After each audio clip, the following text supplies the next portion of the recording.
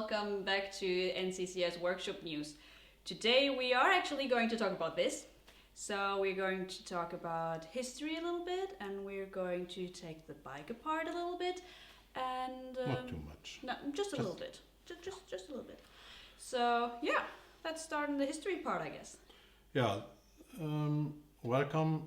Now we are live again with part 1 of the Isle of Man Splitlath Racing Mark Miller TT bike. Yes.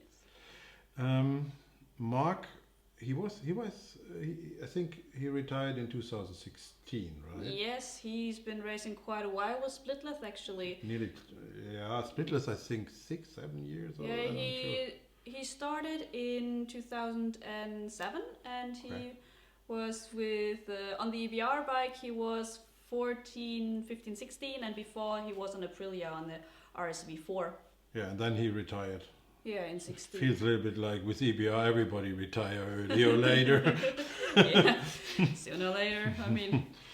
Yeah, but he was the big success didn't happen for EBR at the Isle of Man. Not really. But well, you need to see that it is really a rough thing to race there. I would never ever want to go there. I mean, there's no space for anything. You're basically going down this really teeny tiny roads, and there's people everywhere, and you're going and with sheep 300 and kilometers per hour, Jesus. and you jump over bridges, and then you go up to the mountain, to Windy Corner, where they go at least with the inline force 300 and something 20 kilometers per hour. I guess even the EBR up there was getting close to the 300 there. Yeah, well, Mark is still, I think, the fastest American on the Isle of Man. He's the fastest American, and I looked it up. That's good. I looked because I said, damn, let's be the 1190 the fastest. RS the fastest. Let it be, please. But unfortunately, it was third, Mark, right? Mark was like 0.5 Something. less than 1 mile per hour in the average. They count the average, how fast you in the average when you go one lap around the mountain course, and I need to read it.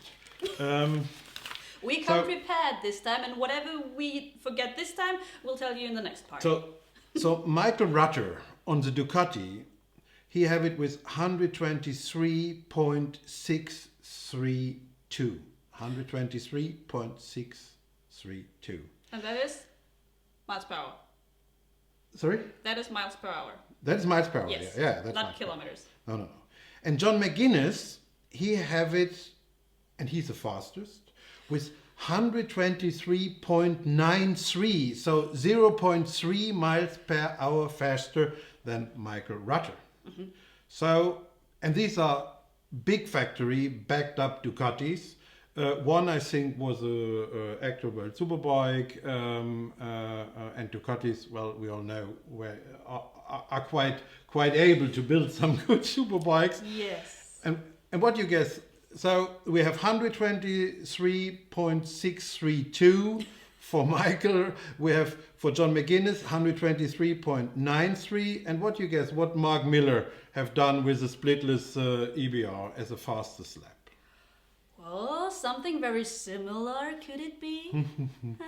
122.996. So he was 0.04 miles per hour short to get the 123 miles per hour.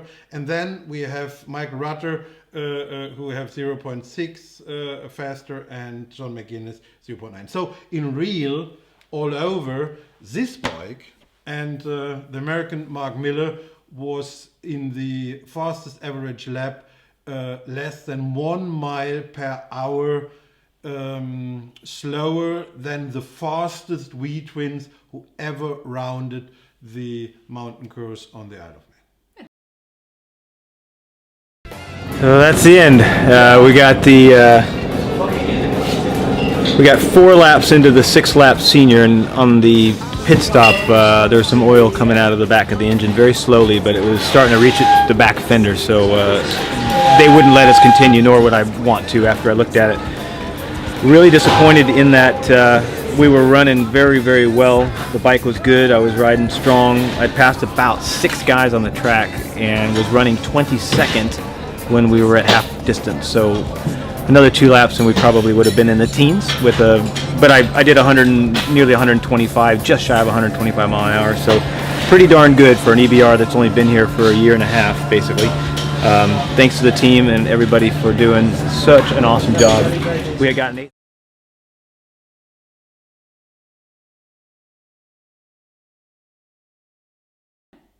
And that is not bad, is it now? Wow, this is, exactly.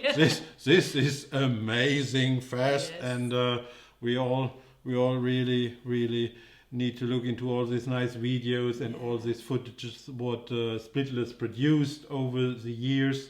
When you see this effort from this in real small team, John Dimbilow, they're from Wales with this vision of going fast with American riders. He had always American riders, even on the Isle of Man in the EBR times. He had Brandon Cretu, Yes. another American. Yeah, but the South African. Yeah, there was the South African. Kino. Yeah, what was his name? Sorry. We thought it was Kinoff, but then we looked it up and it was Kino, right? Hudson Kino. Kino, see? It's spelled Kino, Or Kino. but it's Hudson Kino. Yeah. He's from South Africa, and so yeah, the bike has the ability, and just also the fuel now. That was a problem. yeah, one of the stories of the development of this bike is that the bike had a fuel problem. First, in capacity, it was not enough fuel on board. Yeah, they're allowed to have 24 liters. Yeah, 24 liters, and I think it burns so much fuel. But it's because not strange. If you look at the course. no, I think there's no race with more full throttle percentage than the Isle of Man. So the bikes are really super thirsty, and this is the reason why this bike is in a way special. It have 2 fuel tanks. We know that if you have seen the other videos, we have seen this fuel tank extension on the World Superbikes already, but this bike have 2 fuel tanks what you can literally really fill at the stop in the paddocks. So there is the normal filler here at the front, and then there's another one. This beauty, so that's the extra, and this is where you refill this one. So the idea was that when the rider comes in for the stop, that you can fuel it on both spots. And the first year, as I remember, they had the problem that everything was so hot that and so empty that the fuel directly starts boiling what they filled in, and then it came out, and they learned a lot. The thing is, the track is also quite bumpy. So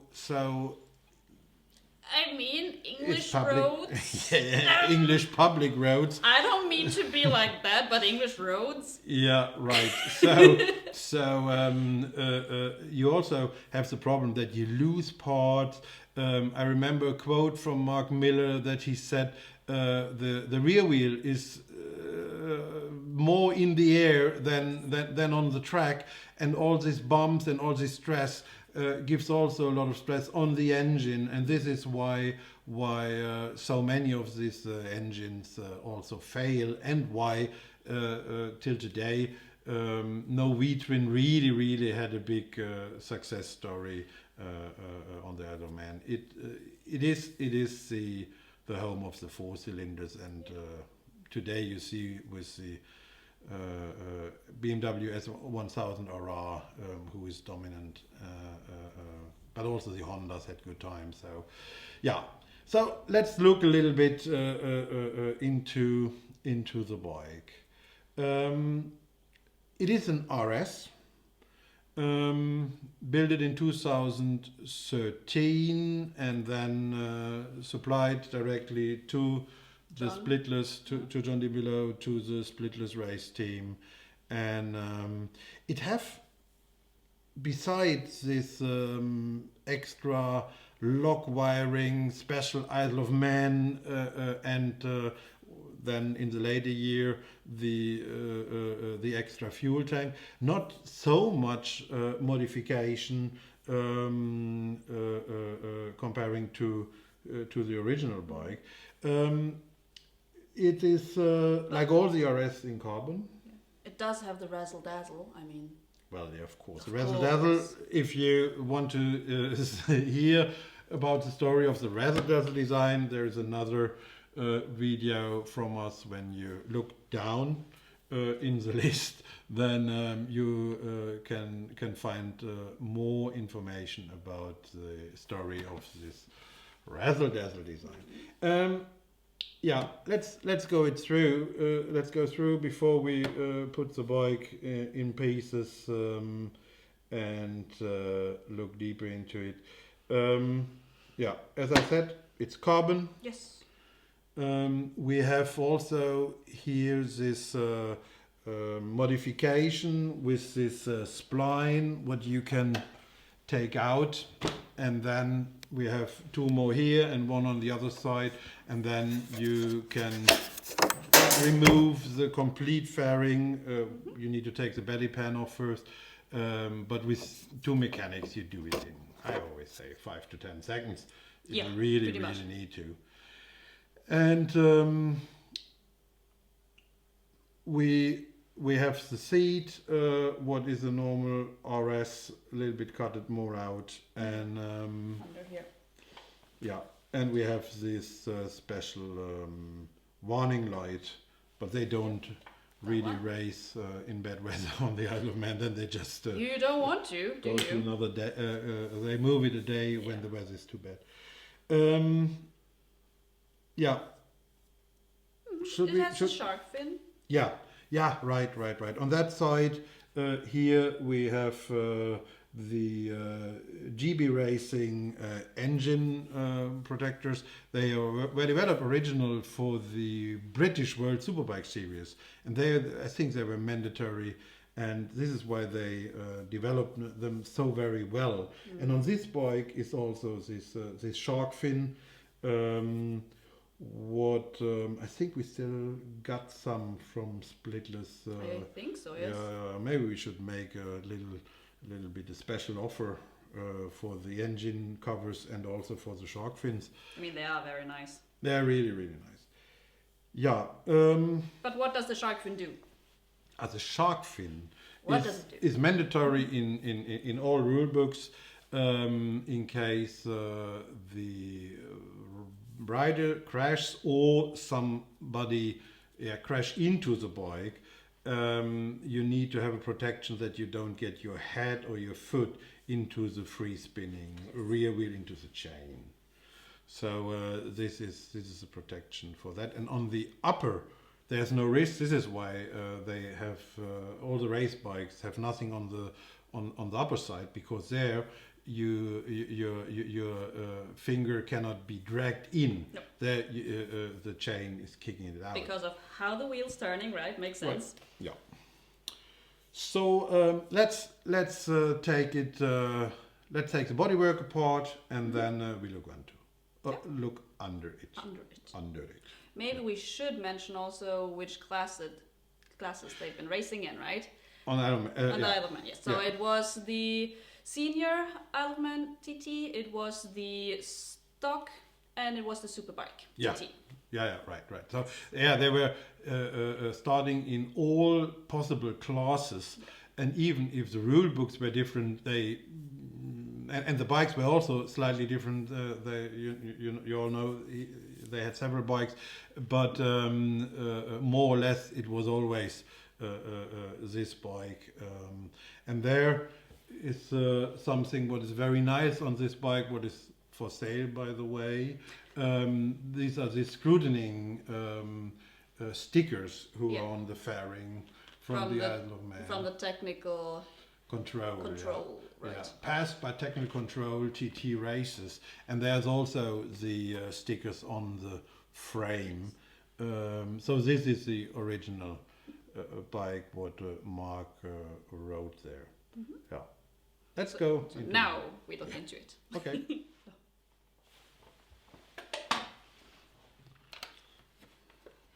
So it's really not a lot of screws. It's basically just... I'm the assistant here. Isn't it nice to have an assistant? So it's basically just 4 on the tail. The rear ones can stay in because they're kind of deep in the seat. So if you have to try and pick them up, it just takes more time. And they can just stay there. They will be in the perfect location next time. So.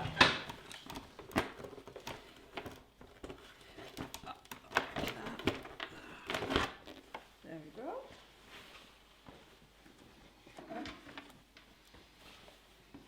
And here you got the fuel tank again. Same. And you have a battery. Yeah, the fuel tank is something special because It's not different. the same. No, it's different to the one on the World Superbike. It have a channel here to route the original wiring harness, and for the battery we also have a nice story. It's the battery is labeled Buell. It's casted in, and I think if Buell would not have pulled the plug, or Harley Davidson pulled the plug on Buell, then this would have been the battery for the Barracuda project. Yeah, right. And then it would be the first bike what would have this lithium ion. batteries, because that was already manufactured, and this is why there is a Buell on. And Got the last screw. and then we have here one screw, and then the front screws are not used, and then nice carbon. So easy, right? No finger squeezing. No. And then when we look in here, we see the standard, super nice with carbon brackets. We see the shower heads. We already have a video where we're going through everything that you can see, and also having a lot of nice close-ups. So if you haven't seen that already, do it. Yeah. So what we will do now, we will take out the primary injectors, because one of the problems many modern bikes, injection bikes, have, it is not something special on Buell, is that the injectors are clogged from the modern fuels with 10% of ethanol in. And this is why it is a standard procedure for us to clean it. We also offer that as a service, so you can send your injectors, and it costs like $50, and they come back cleaned. We make an ultrasonic cleaning, and then we put them on a test bench. And if it is a standard injector, we always have some lying around. Then we'll be also usually able to pair them, because modern injectors from the normal manufacturing batches, they are quite different how much fuel in real comes out. And they like to have a body that plays the same. Yeah, exactly. And if you're in America, then Chaz at AMF can do it. Yeah, for Chaz you. Agard. He also clean and test injectors. So getting out the injector is fairly easy actually. So what you do first is you get the fuel line off. So that's this one. Get that a little bit out of the way. Whoop. Then you have a torque screw.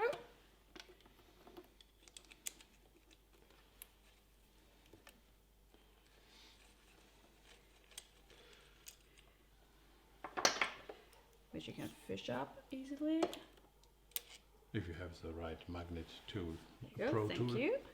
and an assistant. And an assistant. The assistant is very important here. Emphasis on the assistant. And then can get off this really lovely CNC piece. Yeah, that's really Yes, cool. isn't it? It's made of one piece and really nicely made. Yes. And now comes the injector. Here we have the injector. And you disconnect it. And there we go. Yeah. So this is the primary of the RS. They're different, front and rear, and they are oriented and from the spray direction, and they have two seals, the lower one and the upper one, what you replace when they are bad, and you can already see that they are. This one is kind of clogged. Can I see? And we will have a better look into it, and then we will have a little cleanup. What I also want to say, want to tell you, this is the because they don't have a filler on the Toledo radiators, so this is the filler point, and the tube is long that you can hold it nicely up when you bleed the system. And then the expansion reservoir is here, and also then back to this question with the fuel ventilation here. The ventilation go to another reservoir. Both sit here at the front of the bike. And when we look deeply in, then we see that one is really clogged. The other one is looking better. Details. It's What? RS. So Yeah. carbon a lot again. Yeah. They add them here. Yes. Is carbon. The fairing bracket is carbon. The airbox carbon. is carbon. So all what in the front fender. So The brake scoop. yeah, it has the nice brake scoop. What was, I don't know, hundreds of dollars expensive. Let's see, But it is amazing. 380 or 400. Look at it. Mm. Yeah. It also has the, what are they called again? The Dry Swiss- brake. Yes. From Stäubli in Swiss. This dry brake connector on the brake. It have Öhlins front fork and And rear Öhlins shock. Öhlins rear shock, and what else we have? We have Accusato clutch pump, hydraulic clutch, of course, like all EBR 1190, and we have a Brembo master cylinder, and yeah. That is mostly, yeah. We have the AIM cockpit, what was specially adapted for EBR. We have the tail light. Yeah, we have the tail light, exactly. We have the tail light, the safety light, and we have a low battery. So we're not starting it now. No, that we will do in part 2 of our video. So next week we look then into it, how we operate the injectors under different loads, under different speeds.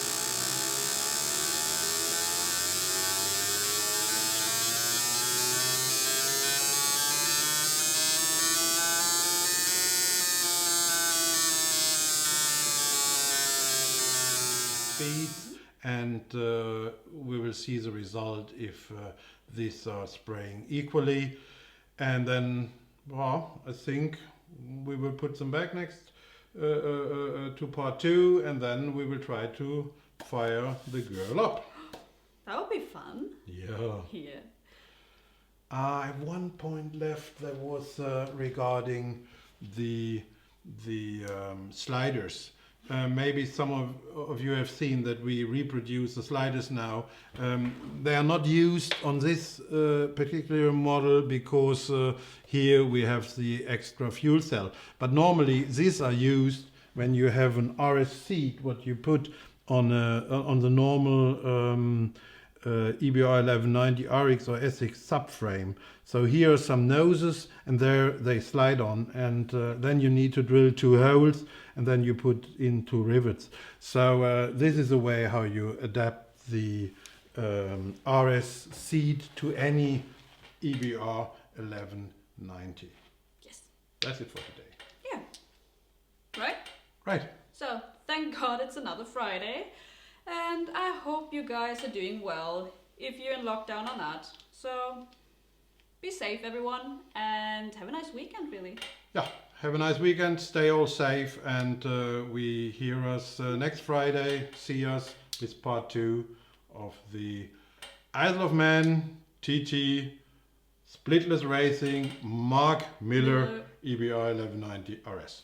Yes. Take care. Bye. Oh, it's 1st of May. Right, 1st of May. 1st of May. Yes. Take care. Bye bye.